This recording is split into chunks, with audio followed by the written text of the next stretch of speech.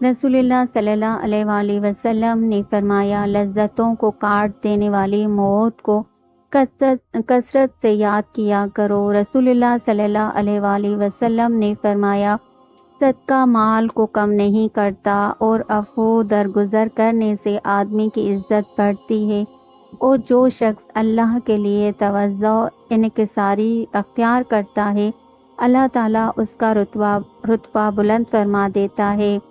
رسول اللہ صلی اللہ علیہ وآلہ وسلم نے فرمایا، کیا میں تمہیں تمہارے بہترین لوگوں کے متعلق نہ بتاؤں؟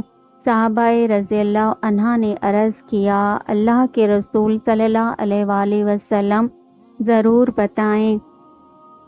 آپ صلی اللہ علیہ وآلہ وسلم نے فرمایا، تمہارے بہترین لوگ وہ ہیں کہ جب ان پر نظر پڑے تو اللہ یاد آ جائے۔ فرمان مصطفیٰ صلی اللہ علیہ وآلہ وسلم، روزہ دار کے منہ کی بو اللہ کے نزدیک مشک کے خوشبو سے بہتر ہے۔ رسول اللہ صلی اللہ علیہ وآلہ وسلم نے فرمایا، زیتون کا تیل بطور سالن استعمال کرو اور اس کو اپنے سر اور بدن میں لگاؤ، اس لیے کہ یہ مبارک درخت سے نکلتا ہے۔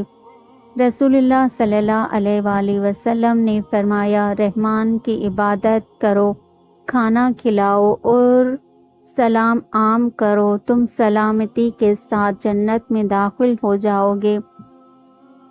شیطان روتے ہوئے ہٹ جاتا ہے جب انسان سجدے کی آیت تلاوت کرتا ہے، پھر سجدہ کرتا ہے تو شیطان روتا ہوا ایک طرف چلا جاتا ہے اور کہتا ہے، ہائے ہلاکت بربادی، ابن آدم کو سجدہ کا حکم ہوا اور اس نے سجدہ کیا، اس کے لیے جنت ہے، اور مجھے سجدہ کا حکم ہوا لیکن میں نے انکار کیا، نافرمانی کی، میرے لیے جہنم آگ ہے۔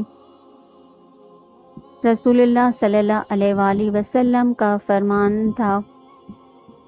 رسول اللہ صلی اللہ علیہ وآلہ وسلم نے فرمایا، مسلمان کو جو پریشانی، غم، رنج، تکلیف اور دکھ پہنچتا ہے، حتیٰ کہ اگر اسے کوئی کانٹا بھی چبھتا ہے تو اللہ اس تکلیف کی وجہ سے اس کے گناہ معاف فرما دیتا ہے۔